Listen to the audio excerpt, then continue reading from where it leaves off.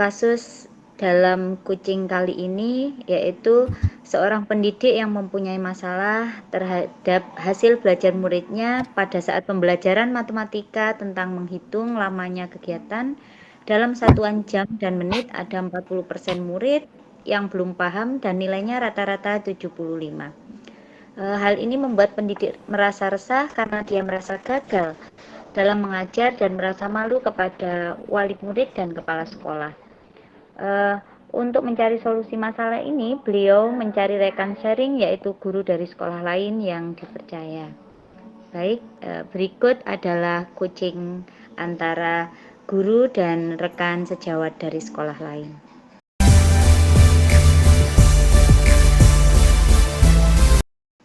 Assalamualaikum Bu Catur. Waalaikumsalam Bu Nazah. Ya, selamat malam Bu Catur. Apa kabar? Malam, alhamdulillah sehat Bu. Bu Nazah sendiri gimana kabarnya? Alhamdulillah Bu, saya juga sehat dan alhamdulillah baik-baik saja. Oke, ngomong-ngomong nih, ayo mau ngomong apa nih pada pertemuan kali ini Bu Nazah? Iya Bu Catur, saya ingin sharing nih sedikit masalah murid saya Bu Catur. Oh, gitu ya Bu ya. Nah, Emang ada masalah apa kira-kira Bu Nazah?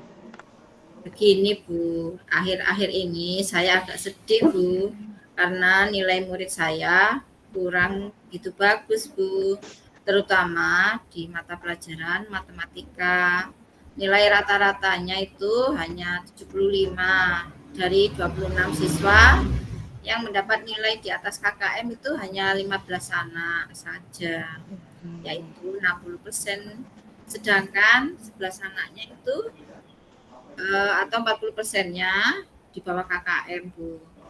Jadi murid yang nilainya di bawah KKM ini sepertinya kurang fokus belajar begitu, Bu. Kemudian kira-kira nih dengan masalah Bu Nazah ini ingin mendapatkan apa dari percakapan kita malam ini ya Bu ya?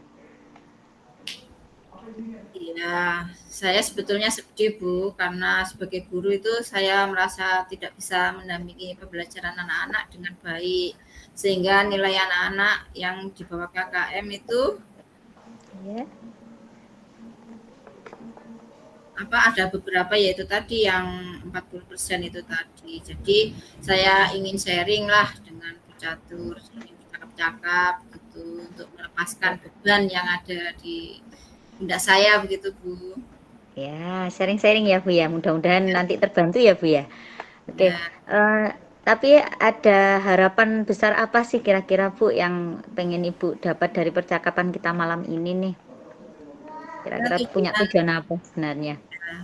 tujuan saya sih dari percakapan kita malam ini, saya mendapatkan solusi dari masalah ini, sehingga murid-murid saya ketika pembelajaran bisa fokus dan mendapat nilai yang baik, bisa di atas KKM.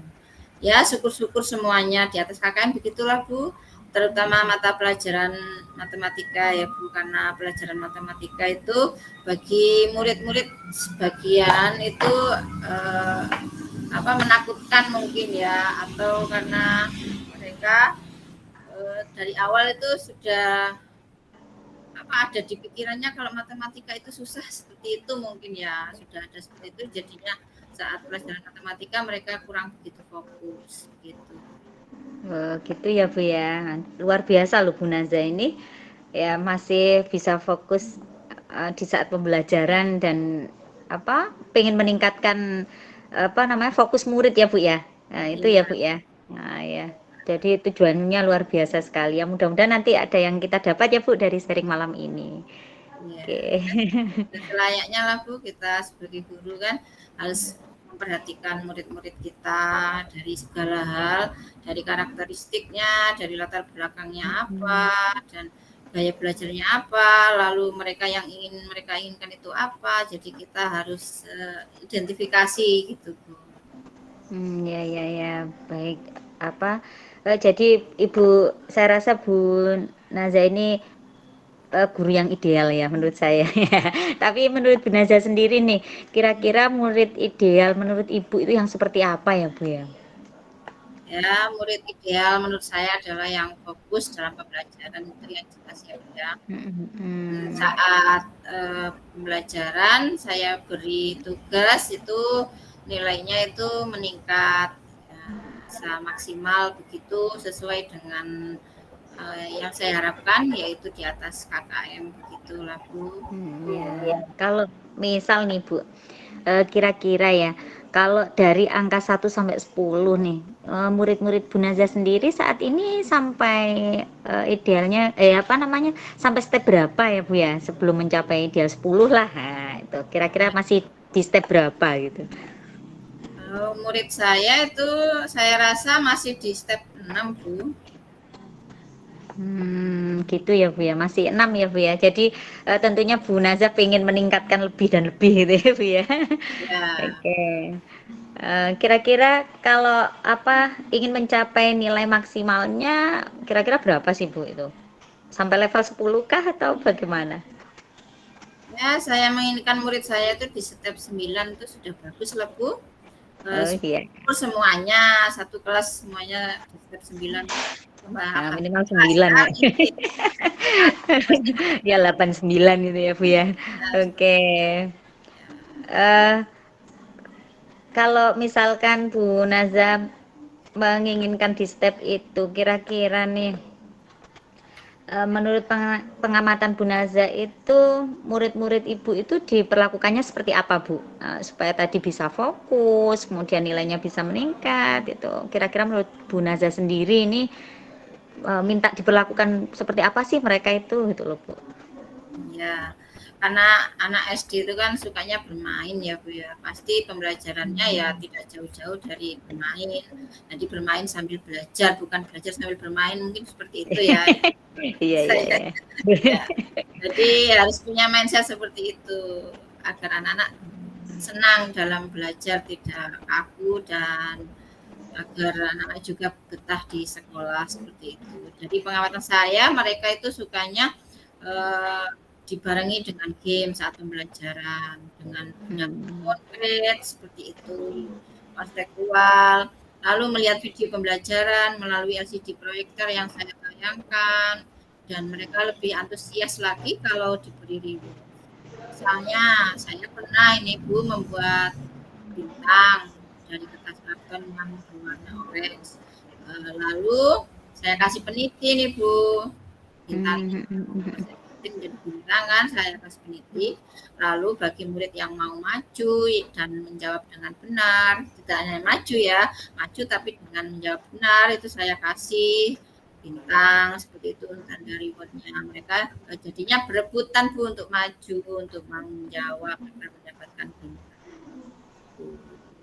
Ya, bagus sekali ya usahanya ya Bu ya. Saya rasa tadi apa sudah begitu susah payah membuat macam-macam ya, melayani murid dengan game tadi ya Bu ya saya dengar. Kemudian apa memberi reward itu ya Bu ya tadi ya dengan bintang-bintang gitu ya. Ya, Oke oke. Lalu kira-kira nih yang Bu Naza bantu untuk murid-murid Ibu apa Bu? Selain itu tadi, apa yang iya, ingin Ibu lakukan ke depan? iya. Saya inginnya sih mengklasifikasikan murid yang sesuai tingkatan kemampuan. Kan kemampuan anak itu berbeda-beda, ada yang tinggi, Hmm. sedang, dan rendah. Agar saya bisa memberikan perhatian yang lebih kepada mereka di tingkat yang rendah seperti itu kan, yang rendah itu butuh perhatian khusus yang lebih daripada yang lainnya seperti itu Bu. Ya, Saya betul. juga ingin menerapkan pembelajaran yang berdiferensiasi, apalagi kita kan Mhm. pembelajaran diferensiasi kemarin tuh ya, alhamdulillah Ya. mendapat ilmunya. Dan juga saya akan memvariatifkan kebutuhan murid saya sehingga pembelajaran yang saya lakukan itu bisa menarik dan nyaman untuk murid saya dengan memberikan konten yang berbeda, pembelajaran proses Mhm. yang berbeda, serta produk yang harus mereka kerjakan juga berbeda sesuai dengan gaya belajar mereka dan tingkat kemampuan mereka.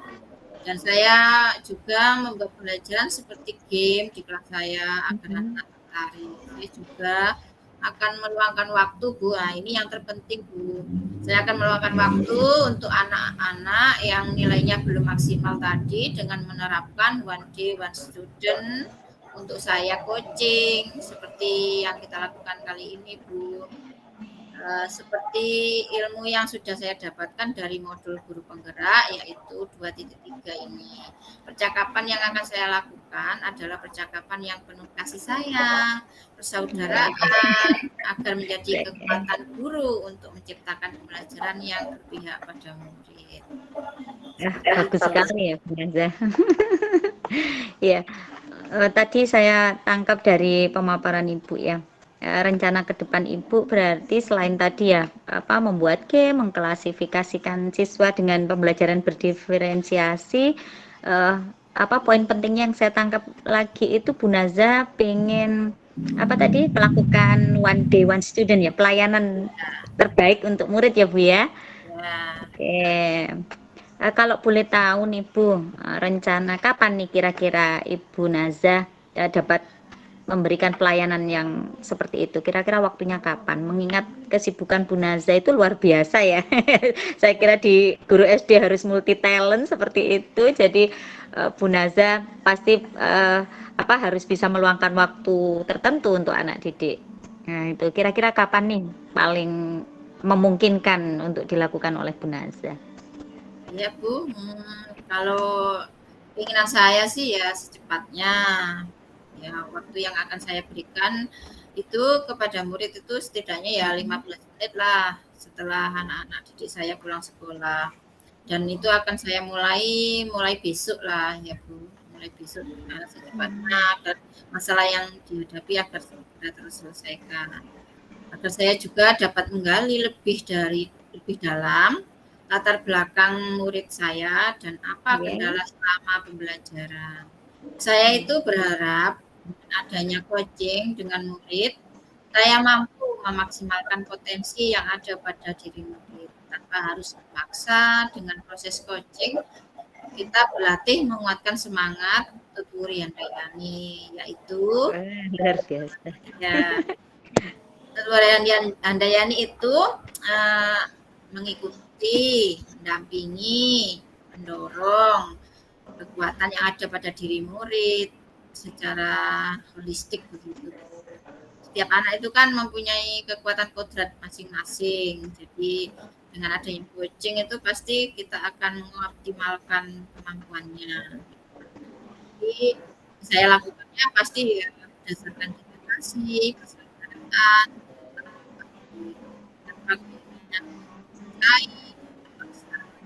sehingga mereka dapat merasakan aman, nyaman, selamat, bahagia, mandiri, dan merdeka yang pasti ya Bu sesuai dengan kurikulum Iya, kita. ya. Jadi mereka merasa merdeka bagi dirinya sendiri maupun sebagai bagian dari masyarakatnya. Dan prinsip coaching ini pasti akan saya terapkan, Bu. Luar biasa. Ya, prinsip coaching itu kemitraan, ya kan? Jadi kemitraan itu pasti akan saya terapkan. Saya tidak akan menghakimi, tidak akan uh, se, apa, memaksa seperti itu. Jadi santai dan mereka akan nyaman gitu. Lalu prinsip yang kedua itu proses kreatif. Dan yang prinsip ketiga adalah memaksimalkan potensi murid. Itu yang perlu saya gali lebih dalam lagi. Pasti semua anak itu punya potensi masing-masing ya Bu ya. Seperti itu kira-kira Bu Catur. Oh iya ya Bu. Oke, baik Bu Naza tadi saya nambah lagi nih yang saya tangkap nih Bu Naza tadi punya one day program one day one student terus diiringi dengan coaching nih. Nah kira-kira nih Bu Naza biar tadi rencana Bu Naza maksimal nih ya dalam waktu dekat ini kira-kira antara dua itu yang memungkinkan untuk dilaksanakan lebih dulu apa antara coaching dan one day pelayanan one day one student dalam memahami pelajaran itu tadi Bu? Ya, kalau saya dahulukan itu coaching dahulu Bu yang saya dahulukan. Hmm. Ya, karena coaching itu untuk menggali kemampuan murid agar kita tahu apa sih kemampuan murid, kompetensinya di mana seperti itu, dan nanti saya akan memaksimalkan juga pembelajarannya nanti seperti apa yang akan saya lakukan. Jadi saya lebih tahu. Jadi coaching dululah yang saya Oke, oke. lakukan. Ya, sip Bu Nazah. Saya kira sudah luar biasa nih Bu Nazah nih. Karena kalau sudah gini nih kapan nih dimulainya Bu Nazah? Iya, kalau saya sih inginnya ya mulai besok Bu atau hari Senin lah setidaknya. Kalau Oh, besok gitu ya. belum bisa ya hari Senin. Itu setelah pulang sekolah anak-anak 15 menit saya ajak seperti itu, coaching dari hati ke hati, sharing seperti itu. Oke, hebat sekali Bu Nazah. Ya, saya yakin berhasil nih ya. Amin. Oke. Iya, baik Bu Nazah, ini kayaknya waktunya udah habis ya. Kita ngobrolnya. Tadi janjiannya 15 menit kita ya. Iya. Oke, baik Bu Nazah. Eh, semangat ya Bu Nazah ya. Insya Allah berhasil. Nanti Bu Nazah, saya tunggu hasil Bu Nazah nanti seperti apa kabar selanjutnya. Oke Bu Nazah? Iya Bu. Terima kasih atas Oke. waktunya mau saya ajak sharing. Oke, kira-kira nih dari baik sebelum berakhir ya Bu ya, apa nih yang Ibu dapat dari coaching ini ya, dari obrolan kita malam inilah ya, coaching katanya ya. Ya, nggak apa-apa lah Bu, seperti kita belajar ya Bu ya. Oke, oke. Iya, iya Bu. Heeh. Ya, alhamdulillah lah Bu ya. Setelah kita sharing kali ini, saya bisa memaksimalkan potensi saya. Saya akan melakukan coaching kepada murid saya agar mereka bisa fokus dalam belajar, dan saya juga tahu apa keinginan murid saya. Saya juga akan melakukan pembelajaran diferensiasi kepada murid saya di kelas sesuai dengan kebutuhan belajar. Itu Bu yang saya dapatkan dari sharing. Oke, semangat Bu Nazah ya. Oke, kita Iya, ketemu lagi lain waktu dengan hasil yang lebih baik ya Bu Nazah ya. Oke, iya, sukses selalu. iya. Ya, Terima kasih saya Bu. pamit dulu ya Bu ya. Iya, terima Oke, kasih. ya sukses Bu Nazah. Assalamualaikum. Waalaikumsalam.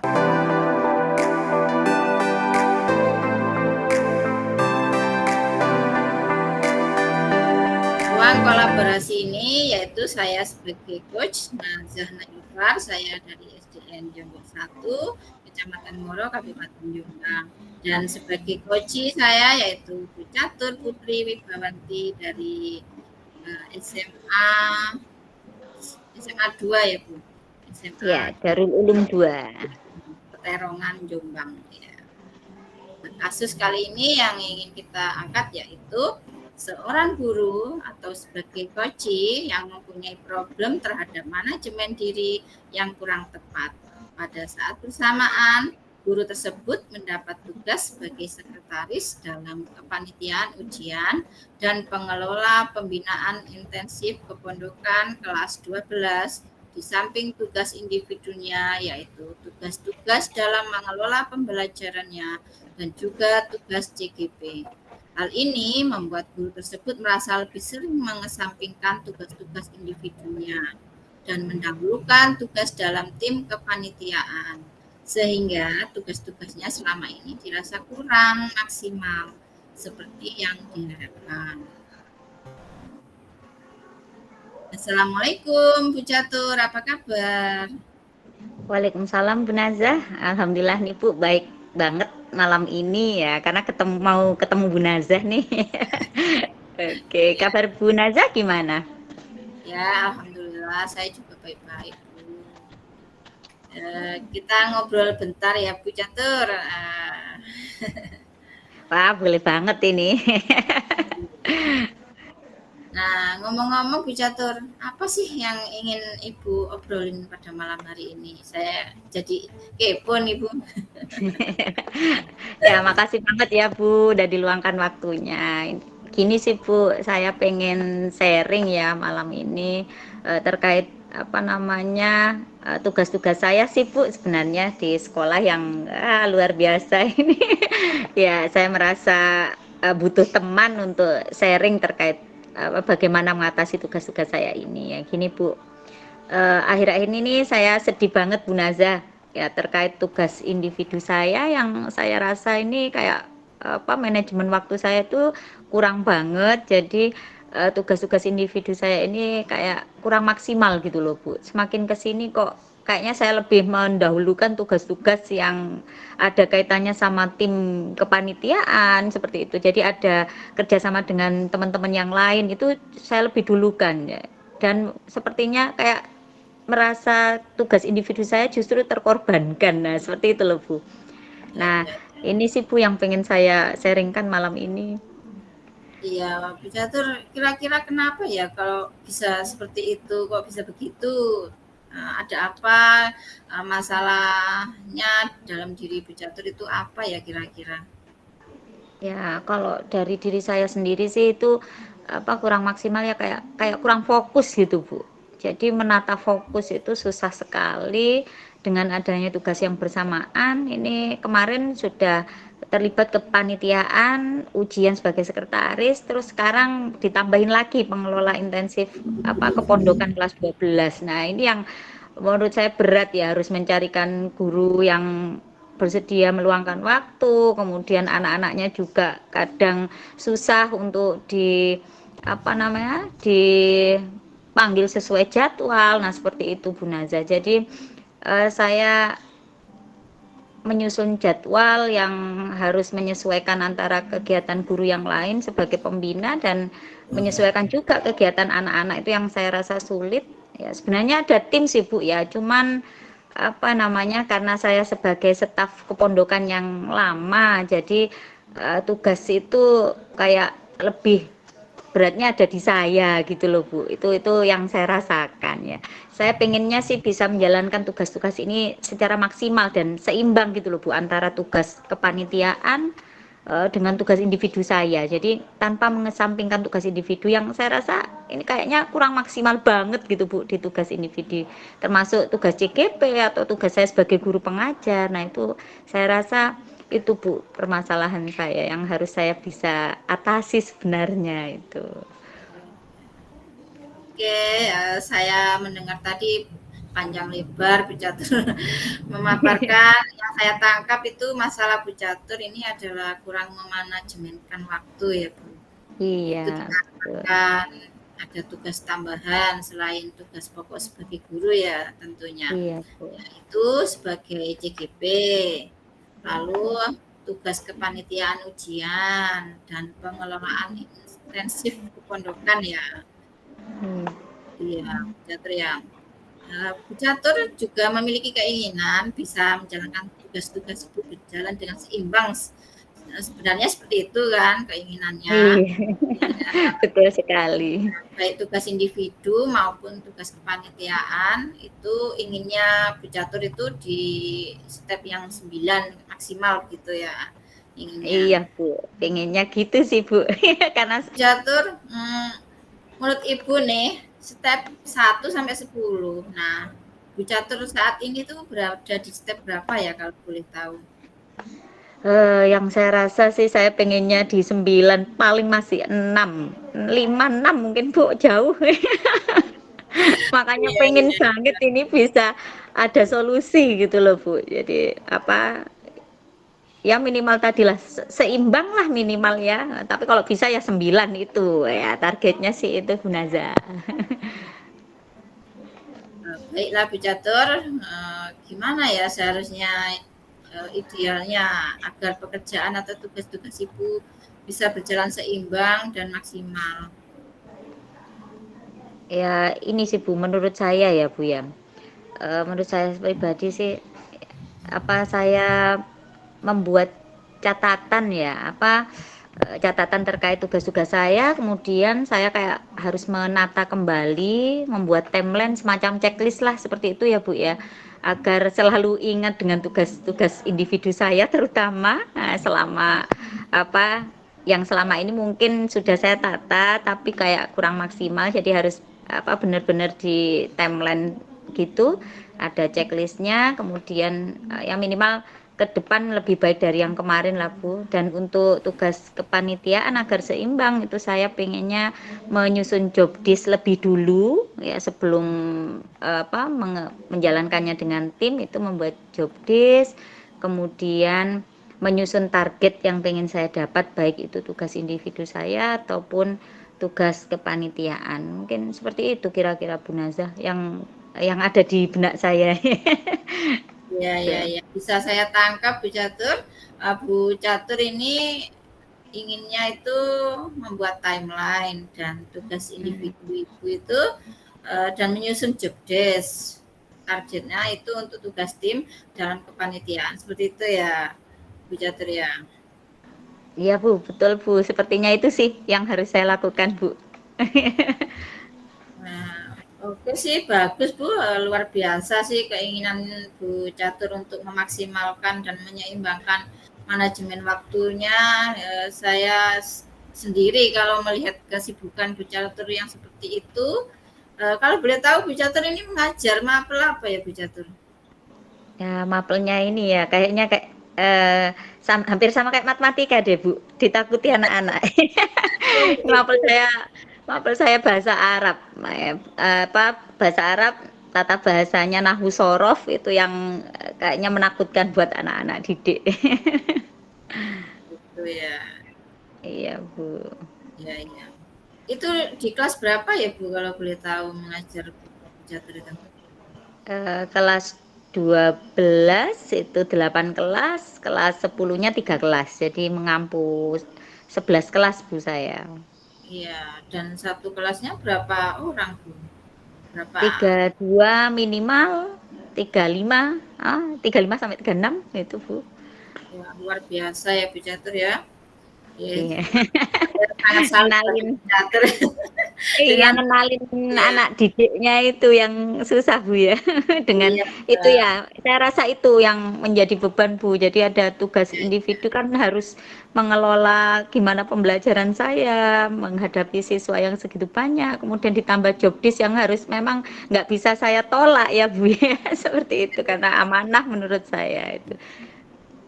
ya, luar biasa Bu Catur yang Ibu lakukan, luar biasa sekali.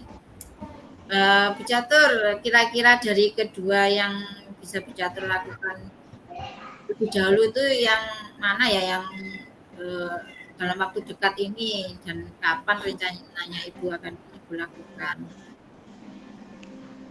Kalau menurut saya sih Bu ya, apa namanya, yang karena target pengennya yang saya perbaiki dulu itu tugas individu saya yang sepertinya akhir-akhir ini itu lebih terkesampingkan. Jadi kayaknya itu dulu deh Bu. Apa membuat timeline untuk tugas individu saya, menata kembali, mencermati kembali apa yang harus saya dulukan, nah seperti itu Bu.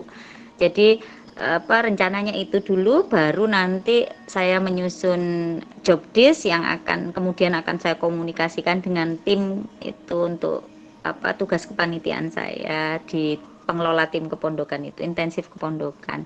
Nah, jadi lebih mengutamakan tugas individu dulu yang harus saya tata ulang ini Bu. Ya, Itu. ya. Jadi insya Allah ya harus kalau bisa ya malam ini ya Bu ya mulainya ya minimal membuat tugas checklist individu saya dulu itu malam inilah Bu. Dilanjut besok harus sudah selesai itu harusnya. Gitu. Seperti itu Bu Naza. Iya, ya. Lalu bagaimana Bu Ibu akan bekerjasama dengan tim Ibu? Yaitu setelah menyusun job desk tadi Bu ya, yang setelah tugas individu saya sudah saya planning sedemikian rupa beserta target, kemudian nanti akan saya susun job desk yang mana job desk ini juga ada target, kemudian deadline kapan harus kami selesaikan bersama. Nah, itu nanti akan saya komunikasikan dengan tim saya di tim kepondokan ya, staf ahli kepondokan. Di situ nanti bisa saya buat kesepakatan bersama lah Bu, jadi tidak murni dari saya kayak job desk deadline. Nah, itu harus dikomunikasikan supaya jalan bersama. Itu harapan saya seperti itu Bu. Jadi nantinya kepanitiaan itu berjalan tidak terpaksa karena saya tugaskan, saya yang nyusun job desk. Jadi itu pengennya akan saya komunikasikan, sepakatan bersama, menyusun job desk-nya bersama. Seperti itu Bu Naza. Kira-kira itu sih Bu yang akan saya lakukan. Ya, ya. Oke, Bu Catur. Menurut Bu Catur nih ya, ada nggak ya kira-kira yang bisa membantu Bu Catur agar usaha Ibu ini bisa terlaksana? Mungkin untuk mengingatkan Bu Catur begitu pada tugas-tugas Bu Catur yang sebegitu banyaknya itu. Ya, siapa ya? Kayaknya ini deh Bu, apa teman sebangku lah. Ini biasanya suka, ayo, ayo, ayo semangat gitu ya. Bahkan saat waktunya pulang, ayo jangan pulang dulu diselesaikan tugasnya. Yang biasanya seperti itu Bu. Itu saya tungguin, saya temenin seperti itu. Kayaknya itu deh Bu yang bisa bantu saya untuk mengingatkan sama butuh senior mungkin ya, senior saya yang untuk lebih mensupport saya untuk memberikan penguatan lah biar bisa jalan dengan fokus kayak gitu kayaknya Bu Naza. Iya, bagus sekali itu Bu Catur. Berarti temannya itu sangat perhatian sekali sama Bu Catur ya. Pasti bestinya ya itu. Besti pulang nyore kayaknya Bu. Begitu. Berarti ada Iya. teman yang sefrekuensi begitu ya. Iya. Menyelesaikan tugas itu.